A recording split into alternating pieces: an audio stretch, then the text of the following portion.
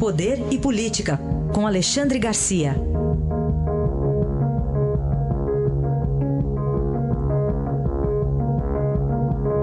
Alexandre, bom dia. Bom dia, Raíssa. Bom dia, Carolina. Começar com os embates do fim de semana que ecoam ainda, né? Envolvendo principalmente Rodrigo Maia, presidente da Câmara. É verdade. Pois é, o pior é que operadores da Bolsa acreditam, né, que haja realmente um problema, quando não aconteceu nada ainda. Né? É só diz-que, fofoca, discussão de sexo dos anjos, né, que eu vi assim anunciado como uma tragédia e aí a Bolsa, por exemplo, caiu. Que o Rodrigo Maia não vai mais articular a reforma da Previdência. Né? Qual é a questão óbvia? É que ele não pode articular a reforma da Previdência. Essa não é a função dele, ele tem que ser neutro, porque ele como presidente da Câmara, tem que ficar isento em relação às diversas correntes contra e a favor a reforma da Previdência, com todas as suas nuances. Ele não é líder de governo. Essa não é a função dele. Então a gente está discutindo o óbvio aí, né, uma coisa assim meio de candinha, e as ações das companhias brasileiras desvalorizam. Esse é um fato, né, que desvalorizaram. Claro que está lá, bate-boca, Rodrigo Maia está afetado em relação ao pai, em relação ao sogro, que respondem na justiça. O sogro chegou a ser preso, né? Mas essas questões de reforma da Previdência são com as lideranças do governo, liderança do governo no Congresso, liderança do governo na Câmara. O líder do governo na Câmara, aliás, esteve com o presidente ontem, né? Aí começa o tititi. Eu fui ver o Twitter do Carlos Bolsonaro, que teria ofendido o Rodrigo Maia.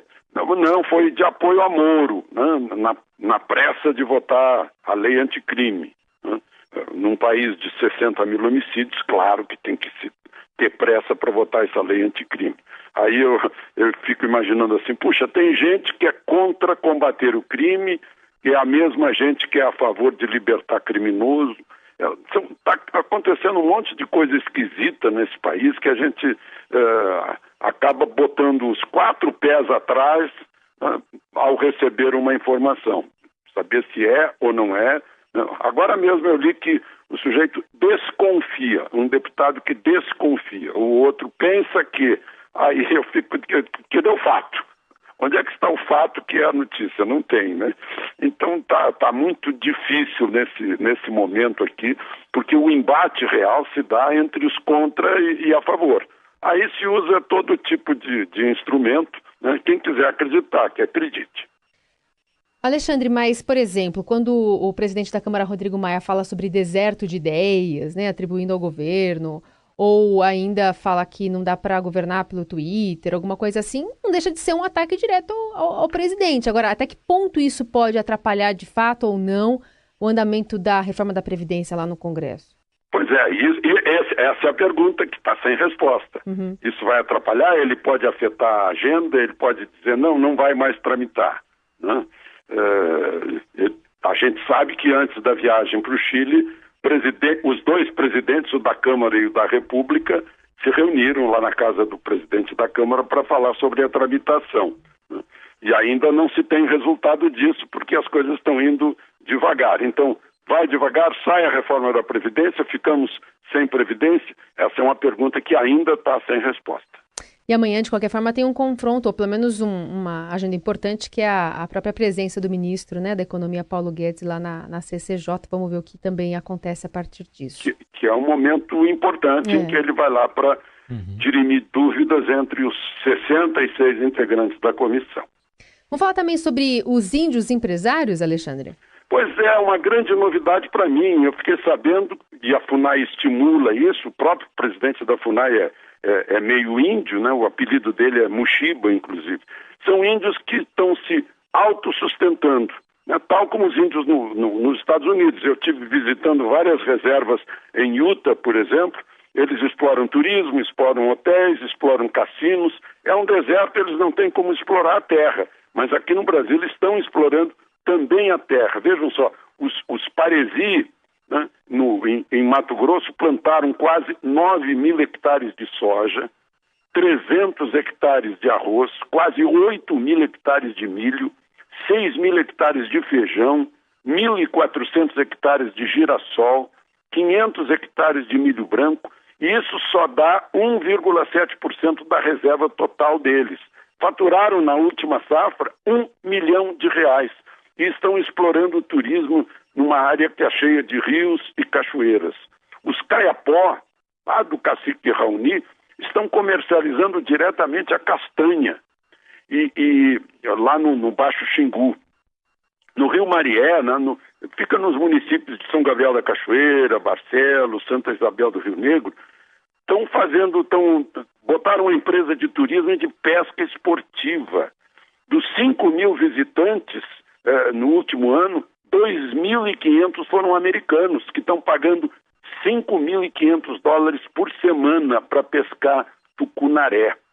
No sul do Amazonas, os tenharim-marmelos, no Baixo Purus, a Apurinã, estão explorando o turismo e o manejo do pirarucu para produzir, inclusive, carne, né, e vender essa carne nos mercados consumidores do Brasil. Então, são índios que não estão lá parados para serem simplesmente tutelados. São índios entrando na sociedade brasileira e ganhando dinheiro com isso, né? O problema é que o Ministério Público já gritou, né? E há outros também que costumam ser tutores de índios que estão enciumados com essa libertação de muitas dessas etnias. Alexandre, para fechar aqui do noticiário internacional, de um lado temos aí o Donald Trump ainda preocupado com a Venezuela, mais livre de uma investigação envolvendo conluio com a Rússia, mas russos chegando à Venezuela, né? Pois é, passamos 2 anos ouvindo essa história de que Trump foi ajudado pelos russos para se eleger. Agora aparece lá o relatório de um tempo enorme de investigação dizendo que Trump não tem nada a ver com isso e os russos não têm nada a ver com a eleição de Trump. Aí eu vejo a notícia da chegada de 2 aviões com 100 soldados, um general e material bélico e fico pensando, né? Que é isso? Será que eu vou acreditar nisso? Porque eu acreditei no outro e não era, e agora será que eu acredito? Né? Eu acho que o Maduro nem precisa de 2 aviões russos, uma vez que tem tantos assessores militares cubanos por lá, né? E se fosse intenção bélica, os russos certamente não mandariam 2 aviões ostensivamente, né? Mandariam submarinos munidos de mísseis, né? Seria muito mais prático. Enfim, a gente fica com o pé atrás depois de 2 anos de tititi, não era mais. Agora o que é essa história dos 2 aviões? Aquela dúvida de que eu falei no início do comentário de hoje. Alexandre Garcia, volta amanhã aqui ao Jornal Eldorado. Obrigado, até amanhã. Até amanhã.